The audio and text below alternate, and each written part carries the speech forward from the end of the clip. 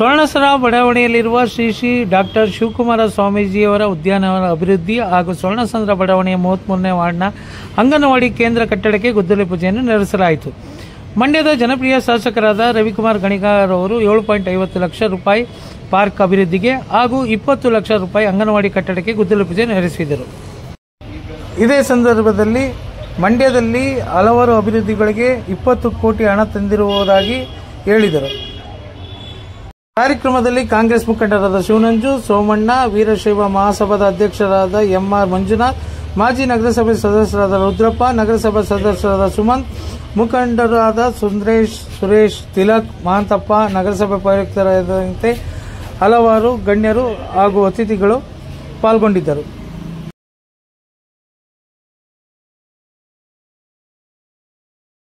ಇವತ್ತು ಪರಮಪೂಜ್ಯ ಡಾಕ್ಟರ್ ಶ್ರೀ ಶ್ರೀ ಶಿವಕುಮಾರ ಮಹಾಸ್ವಾಮೀಜಿಯವರ ಉದ್ಯಾನವನದಲ್ಲಿ ಒಂದು ಐತಿಹಾಸಿಕವಾದಂತಹ ಮಹತ್ತರವಾದ ಕೆಲಸಕ್ಕೆ ನಮ್ಮ ಮಂಡ್ಯದ ಜನಪ್ರಿಯ ಶಾಸಕರಾದಂತಹ ಪಿ ರವಿಕುಮಾರ್ ಗೌಡರು ಇವತ್ತು ಚಾಲನೆ ಕೊಟ್ಟಿದ್ದಾರೆ. ಅವರಿಗೆ ನಮ್ಮೆಲ್ಲರ ಪರವಾಗಿ ಹೃತ್ಪೂರ್ವಕವಾಗಿ ಸ್ವಾಗತವನ್ನು.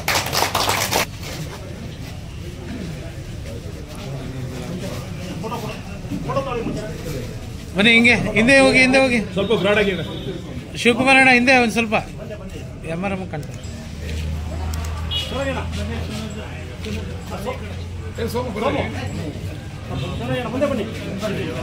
ಹಿಂದೆ ಬನ್ನಿ. ಇಲ್ಲ ಮಂಜಾಣ ಸ್ವಲ್ಪ ಮುಂದೆ, ತಿಲಕ ಒಂಚೂರು ಮುಂದೆ. ಮಂಜಾಣ ಕಾಣ್ತಿಲ್ಲ.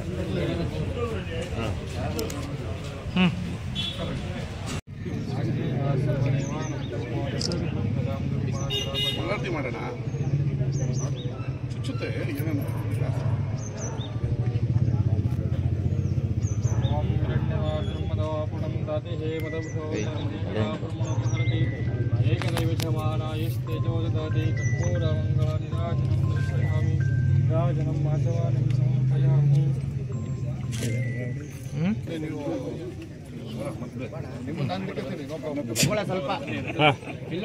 ಕೈ ಬಿಡಿ ತಿಲಕ್ ಬಲಗಡೆಗೆ ಹಾಕು. ತಿಲಕ ಒಂಚೂರು ಹಂಗೆ ಹಾಕು, ಸಾಕು.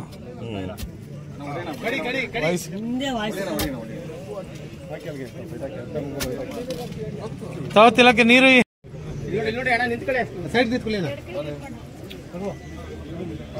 ಹಾಕಿ, ನೀವೆಲ್ಲ ಹೋಗಿ ಒಟ್ಟಿಗೆ.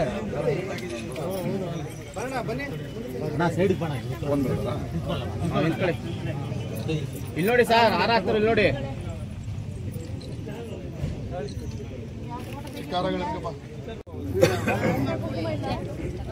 ಹಾಕವ ಅಷ್ಟ ಕುಂಕುಮ ಪೂರ್ತಿ ಹಾಕ್ಬಿಡಿ, ನೀರು ಫುಲ್ ಊದ್ಬಿಡಿ.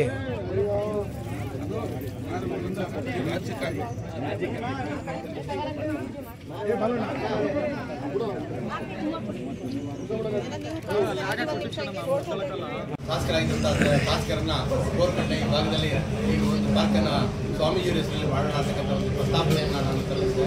ಆ ಸಂದರ್ಭದಲ್ಲಿ ಆಗಿನ ಶಾಸಕರಾಗಿದ್ದಂಥ ಶ್ರೀನಿವಾಸ್ ಅವರು ಮತ್ತು ನಮ್ಮ ಶಿವರಾಯ ಸ್ವಾಮಿ ಅವರು ಈ ಒಂದು ಪಾರ್ಕನ್ನು ಸ್ವಾಮೀಜಿಯವರ ಹೆಸರಲ್ಲಿ ಒಂದು ಗ್ರ್ಯಾಂಟನ್ನು ಕೊಟ್ಟರು. ಅನಂತರ ನಾವು ಶಿವಕುಮಾರವರೆಲ್ಲ ಸೇರಿ ಒಂದು ಸುಮಾರು 350-400 ಜನನ ಇಲ್ಲಿ ಹಿರಿಯ ನಾಗರಿಕರನ್ನ ಕರೆದು ಸನ್ಮಾನ ಕೂಡ ಮಾಡಿ ಗೌರವಿಸಿದ್ವಿ.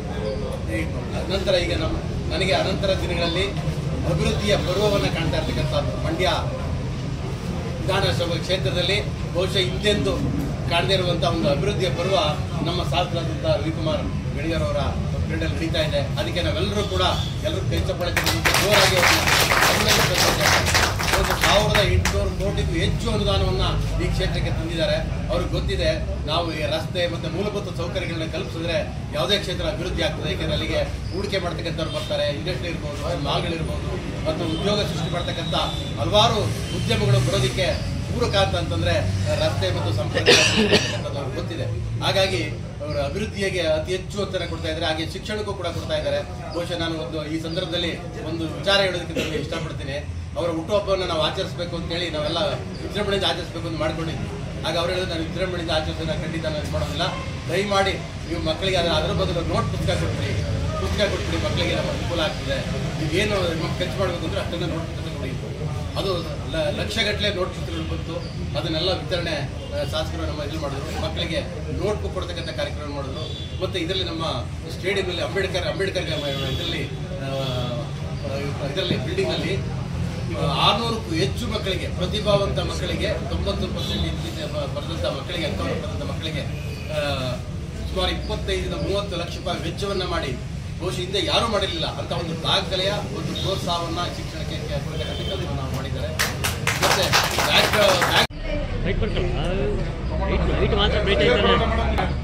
ವಾರ್ಡ್ನ ಕಾಯಕ ಯೋಗಿ ಶ್ರೀ ಶ್ರೀ ಶ್ರೀ ಗಂಗಾ ಸ್ವಾಮಿ ಕೃಷ್ಣಕುಮಾರ ಸ್ವಾಮೀಜಿಯವರ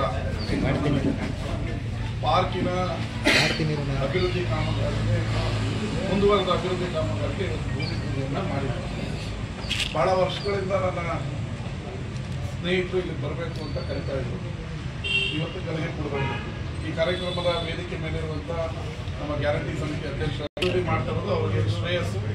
ಈ ಪಾರ್ಕಿನ ಅಭಿವೃದ್ಧಿಗೆ 5 ಲಕ್ಷ ಬಿಡುಗಡೆ ಮಾಡಿದ್ವಿ. ಅದರಲ್ಲಿ 1 ಲಕ್ಷ ಕಂತನ್ನು ಬಿಡುಗಡೆ ಮಾಡಿದ್ವಿ. ಇನ್ನೊಂದು ಕಂತನ್ನು ಕೂಡ ಬಿಡುಗಡೆ ಮಾಡ್ತೀವಿ. ಇದಕ್ಕೆ ಏನೇನು ಹಾಕಬೇಕು, ಲೈಟು ಅದು ವಗೇರ ಎಲ್ಲವನ್ನು ಕೂಡ ನಾವು ಮಾಡೋಕ್ಕೆ ರೆಡಿ ಇದ್ದೀವಿ, ಮಾಡ್ತೀವಿ. ಮತ್ತು ಈಗ ಮಾತು ಕೊಟ್ಟ ರೀತಿ ಲಿಂಗಾಯತರ ಮಹಾಸಭೆಯಲ್ಲಿ ನಿಮ್ಮ ಸಮುದಾಯ ಭವನವನ್ನು ಕಟ್ಟಿ ರಿಲೀಸ್ ಮಾಡ್ತೀನಿ ಅಂತ ಹೇಳಿದ್ರು. ಬಸವೇಶ್ವರರ ಹೆಸರಡಿ ಅಂತೇಳಿ ಅದಕ್ಕೆ ನೀವೀಗ ಮುಂದೆ ಬರಬೇಕು. ನಾನು 50 ಲಕ್ಷ ಬಿಡುಗಡೆ ಮಾಡ್ತಾ ಇದ್ದೀನಿ. ನೀವು ಮುಂದೆ ಬಂದಿಲ್ಲ ಅಂದರೆ ಮುಂದಕ್ಕೆ ಹೋಗಲ್ಲ. ಮುಂದೆ ಬಂದು ಸಮಾಜದವರೆಲ್ಲ ಸೇರಿಕೊಂಡು ಸಭೆ ಮಾಡಿ ಇಮಿಡಿಯೇಟ್ಲಿ ನನಗೆ ಹೇಳಿದ್ರೆ ಮುಖ್ಯಮಂತ್ರಿಗಳ ವಿಶೇಷ ಅಂತ 50 ಲಕ್ಷ ಬಿಡುಗಡೆ ಮಾಡ್ತೀನಿ ಇಮಿಡಿಯೇಟ್ಲಿ.